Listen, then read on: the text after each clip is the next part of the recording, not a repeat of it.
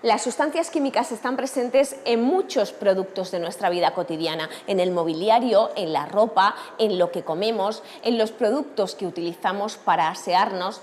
En la mayoría de los casos son inocuas, pero otras veces tienen importantes efectos sobre nuestro organismo. El doctor Nicolás Olea lleva 30 años estudiando estas consecuencias.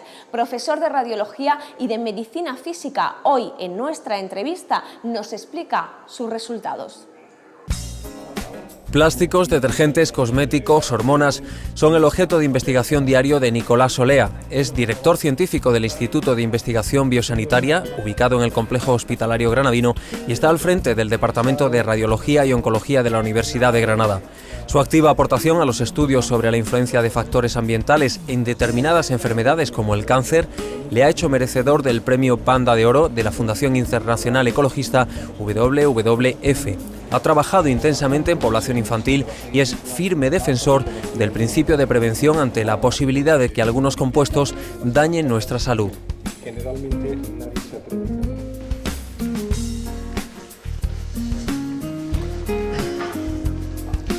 Nicolás, usted y su equipo de investigación llevan prácticamente 30 años trabajando en agentes tóxicos que están en lo que nos rodea y que de alguna forma están afectando a nuestra salud.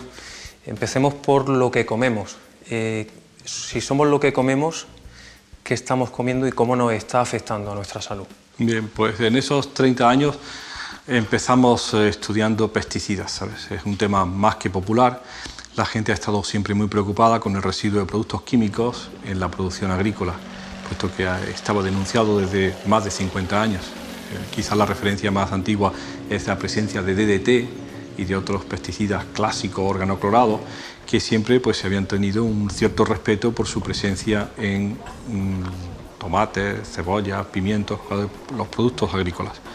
Nosotros empezamos interesándonos en esto hace 20 años, sobre todo por su relación con enfermedades graves y de largo tiempo de incubación, como era cáncer.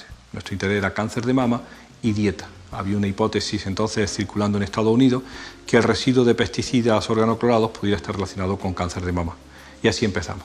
Hicimos un estudio de cáncer de mama en Granada y Almería, seleccionamos 300 pacientes recién diagnosticadas en los hospitales públicos y 500 controles apareados, que son mujeres sin cáncer de mama de la misma edad y, si es posible, de la misma zona geográfica. Y a partir de ahí empezamos a estudiar qué compuestos químicos se acumulaban o se podían encontrar en la mama, en el tejido mamario. Y lo que fue una sorpresa fue que ninguno de esos residuos se relacionaba con enfermedad, con el riesgo de cáncer de mama, pero el efecto combinado de todos ellos sí que identificaba a las mujeres que tenían cáncer de mama. Y a partir de entonces empezamos a pensar que las cosas quizás fueran más complejas de lo que habíamos planteado, que la exposición a las personas corrientes, no profesionalmente expuestas, es a múltiples compuestos químicos en concentraciones bajas y que el efecto combinado de todos ellos, que ahora se llama el efecto cóctel, el efecto combinado, el que pudiera ser causa de enfermedad.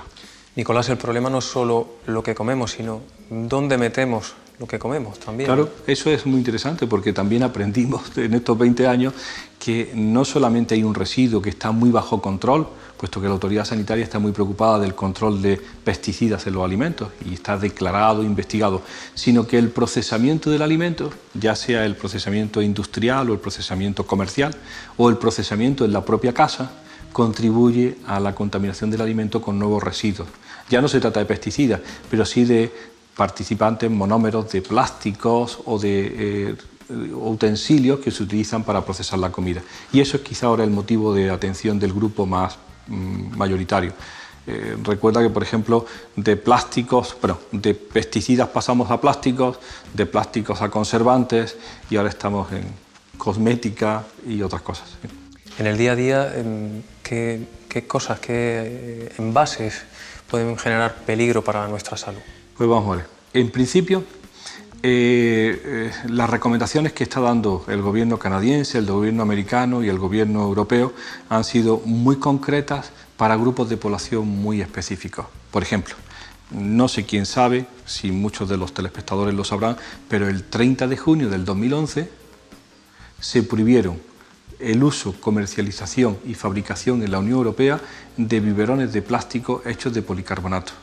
que eran los que habíamos utilizado durante los 30 años antes. Mis niños están alimentados con biberones de plástico.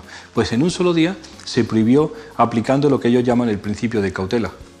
No sabemos que esto sea malo, pero no es conveniente que los niños estén bebiendo en unos biberones de policarbonato, eran los que estaban en el mercado hasta esa fecha, que son hormonalmente activos. Es decir, te lo voy a explicar, la molécula con la que está hecho ese policarbonato es estrogénica. Una vez dentro del organismo imita los estrógenos.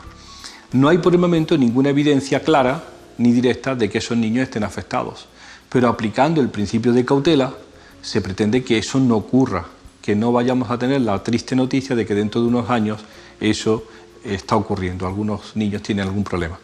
Bien, entonces estaba limitado al policarbonato en los biberones para niños menores de 3 años, es decir, un sector de población limitado, e inmediatamente diferentes sociedades, sobre todo, por ejemplo, la francesa, han pedido que esas limitaciones se extiendan a otros rangos de edad y a otras poblaciones. Muy bien, hemos hablado sobre la alimentación, si le parece hablamos sobre la higiene personal y los cosméticos, pero nos vamos a ir a otro sitio para eso, ¿le parece? Perfecto. Vámonos.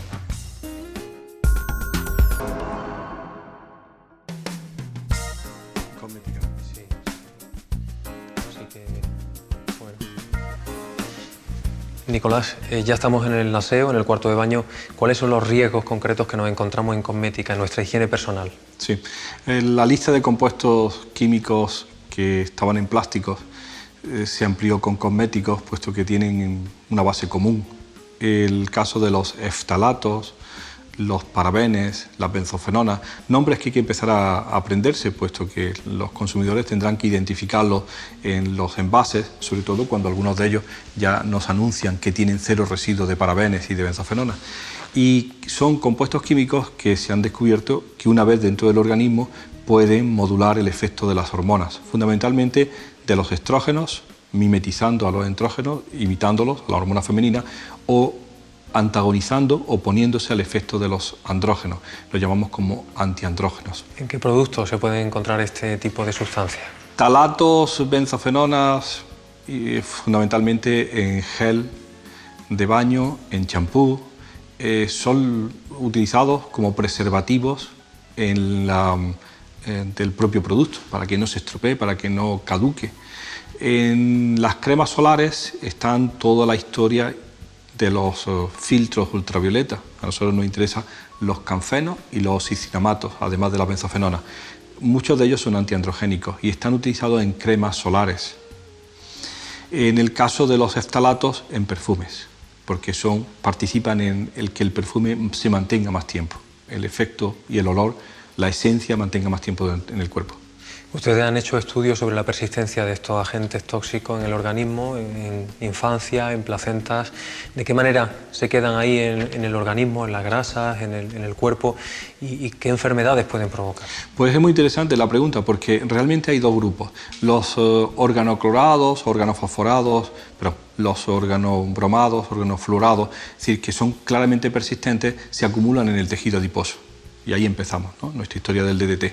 Pero para estos compuestos se le ha acuñado el nombre de pseudopersistentes, porque si bien no se acumulan en el tejido graso, en nuestro interior, como las dosis son diarias, porque se repiten día tras día los mismos esquemas de limpieza y de aseo personal, al final son persistentes porque siempre están en sangre o siempre están en orina.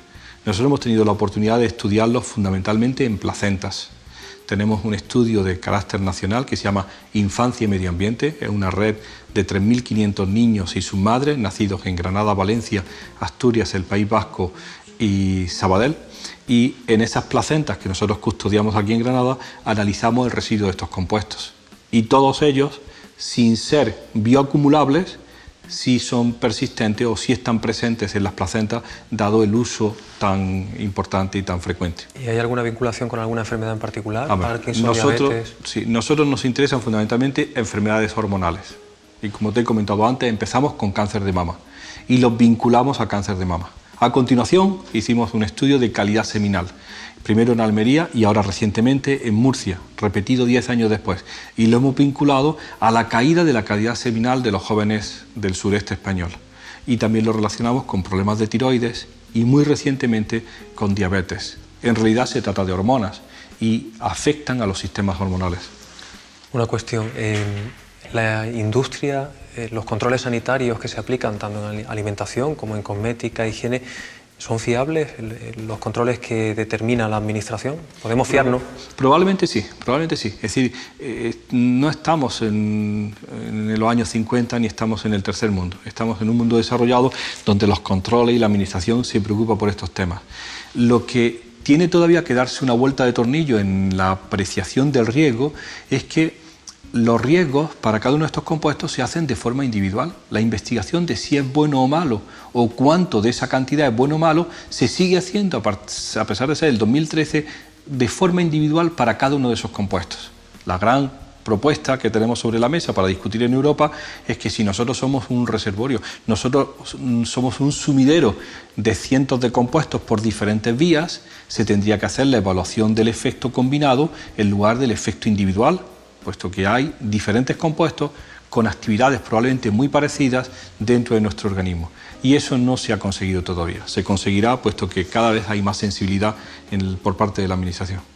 Nicolás, y una última cuestión, ¿qué podemos hacer en nuestro día a día los ciudadanos para minimizar todos esos efectos? Bien, creo que las acciones a nivel individual son muy limitadas, sobre todo porque después hay que hacer una carrera de biólogo, otra de toxicólogo, otra de médico y otra de químico orgánico para entenderlo todo. Es muy difícil. La primera es la presión social, política, para que se lleven a rajatabla las normas y las reglas que están impuestas en Europa o que se han aceptado. Perfecto. La presión política para que no se ceda ni el milímetro. Y lo segundo es, hay alternativas. Por supuesto que hay alternativas. En el caso del residuo de pesticidas, lo llevan clamando durante años los agricultores. Hay otra forma de agricultura que se llama ecológica, que tiene sus defensores y que significa menor residuo y menor uso de pesticidas. Hay posibilidad de eliminar cosméticos, de buscar cosméticos como estos que se llaman 0% y que declaran sin que la administración se lo haya obligado que tienen 0% de determinados residuos. Es decir, que hay alternativas y se están viendo en el mercado. Muy bien, es la elección. Pues muchísimas gracias, seguiremos sus consejos. Gracias a vosotros.